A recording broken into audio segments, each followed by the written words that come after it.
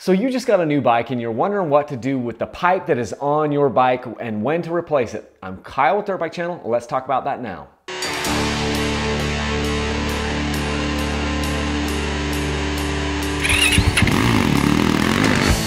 So I get this email all the time. Somebody's got a new bike, maybe it's brand new or maybe it's just new to them, and they're wondering when to change the stock pipe, or they're wondering if they should change their stock pipe because they want to get more power. And they're always asking me like, hey, which pipe should I go with? Because I want to be able to do this or I want to be able to do that. What pipe should I go with? And what I'm talking about now is basically your modern two-strokes, like a modern KTM or a modern Beta, Husqvarna, Sherco, whatever it is, and you're wondering, you know, how long you should use the new pipe. And I think there's a lot of confusion about this, so I wanted to do a video about this topic. Because a lot of people are wondering if they're gonna get more power by putting like a different header pipe or a different pipe on their bike. And the answer is, in my experience, no. You're not really going to get any noticeable changes in your power by changing from the stock pipe to say like an FMF pipe or a Pro Circuit pipe. And yes, I've tried all these pipes in the aftermarket, well, not all these pipes, but I've tried the stock pipes, I've tried Pro Circuit pipes, and I've tried FMF pipes, a number of different pipes there throughout that line. And I just don't notice for single track enduro style riding, I just don't think you're really getting any benefit out of that. So I don't think you're gonna get more power. Are you gonna get better fitment? Maybe, but a lot of times the stock pipes actually fit a little bit better. A lot of times, like say on KTM, they have a little bit like different, you know, different bend where they've maybe got a flat spot here or a dip here for your radiators, or maybe they curl up a little bit higher. It seems like the stock pipes have a little bit better overall fitment. Not always, but in some cases they do. So power, no, you're not gonna get more power. Fitment, no, you're probably not gonna get a better fitment. You might get one that fits just as well, but it won't be any better fitting than the stock pipe. One more thing people bring up is that, oh, the aftermarket pipe is stronger. Well, maybe. The aftermarket pipes of old maybe were a little bit stronger. So this is one of the older KTM pipes here. This came actually off this, I think it was this 2019. This actually might have been from a 2018 KTM. And this thing took a ton of abuse. And I finally just replaced it because I'm giving this bike away just in the next few days. I'm giving this bike away, and I put a new fresh pipe on there because this one was beat to crap. But is this aftermarket pipe, this FMF pipe, any stronger than the stock one? Maybe. I know people talk about that a lot, but I dent both pipes. I'll bend both pipes like a stock pipe and an aftermarket pipe. And I'm not entirely sure that the aftermarket pipes are a little bit stronger. If you're in that camp that says they are, okay, I'm not gonna argue with you that much, but I bend them both when I hit them, so I'm not really sure on that one. So then that begs the question, when is it time to change your pipe? And for me, I just run the stock pipe until I have to change it. Eventually, you run your two-stroke long enough, you're gonna have to change it. Now, this is whether you run pipe guards or not. Let me show you what I'm talking about. Here's a pipe here off of a 2020 KTM 300XC, and it's not even beat up on the side. It has basically no dings. Well, why did I need to replace this one? It's because I hit it on the bottom. What happens so often for me is I'll crunch them from the bottom because the bike will fall down over a log, and it crunches the pipe up here on the bottom, and it makes it so it doesn't fit anymore. So the problem with this one is this pipe didn't fit the bike anymore, and I was starting to get an exhaust leak here coming right out of the exhaust manifold because the pipe was jammed up so high, up into the radiators and up over here on this other side, that it didn't really fit anymore, and I was getting exhaust blow by. You could actually hear it blowing by, and you'll get a bunch of like spooge stuff running out. So pipe guards, in my experience, they mostly are helping you over here on the expansion chamber. What they don't help as much with is twisting and bending of the pipe down here or over here on the gooseneck side of things where everything is really tight. And they just kind of get like a little bend on them. It's hard to see it on the video, but they get a little bend on them right here in the gooseneck to where this part gets pinched off, which is much more critical.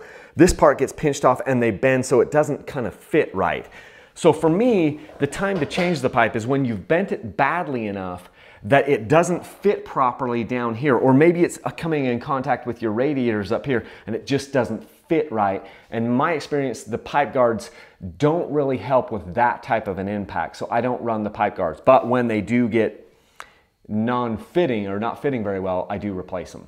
Another thing you need to watch out for is it just rattling excessively. Once it gets bent up to a certain point, to a certain amount, it'll rattle excessively. So watch for the exhaust leak and watch for it rattling excessively. That's when you know it's time to change it. Another thing you can watch out for is a loss in power. This is one of the gnarliest pipes that I had as far as just being bent up. It's bent up on, it's mashed here on the smaller gooseneck side really badly. It's got a little bit more of a bend to it. It's mashed up here on this side, but I honestly didn't notice an increase in power. I went to this FMF gnarly pipe right here and it looks a lot better, and so I'm happy with that.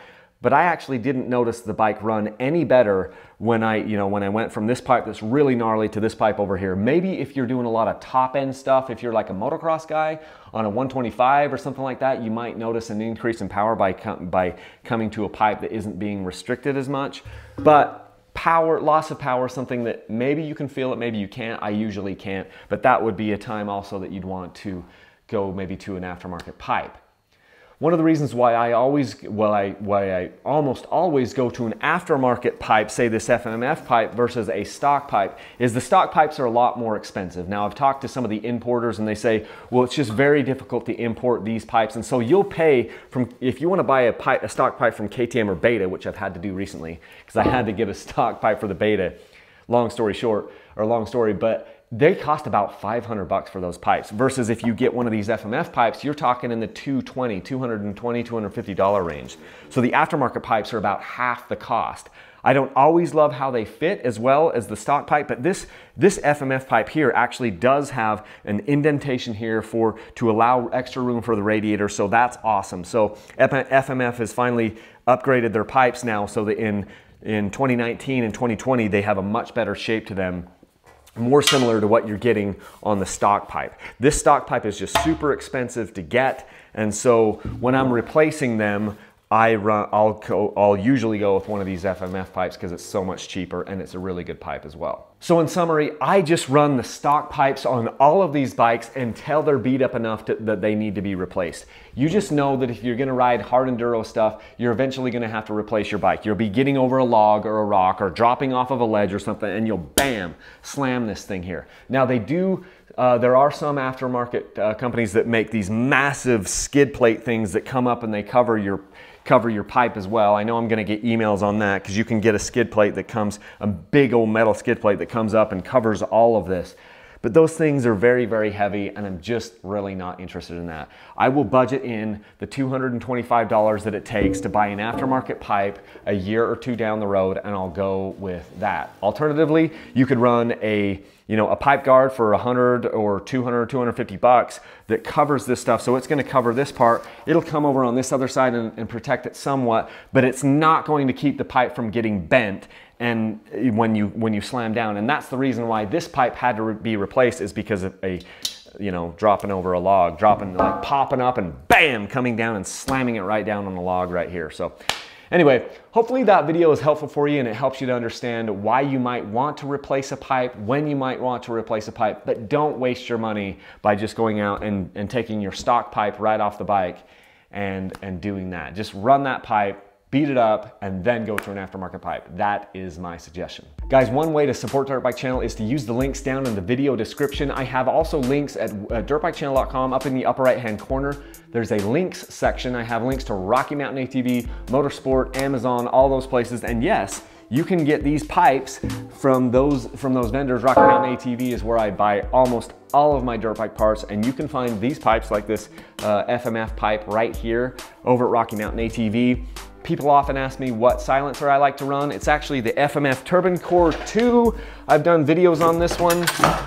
It's right here. In fact, this is the one I took off this bike. I actually went back to the stock silencer on this bike because I'm giving it away, because this FMF Turbine Core 2 just looked so bad because I've beat it up so much. But these FMF Turbine Core 2 silencers are my favorite silencers for these bikes because they are Forest Service approved. They look a little bit better. They're a little bit lighter than the stock setup, and that's what I normally, that's what I normally run. So that's a good way to support Dirt Bike Channel, is by going and using those links.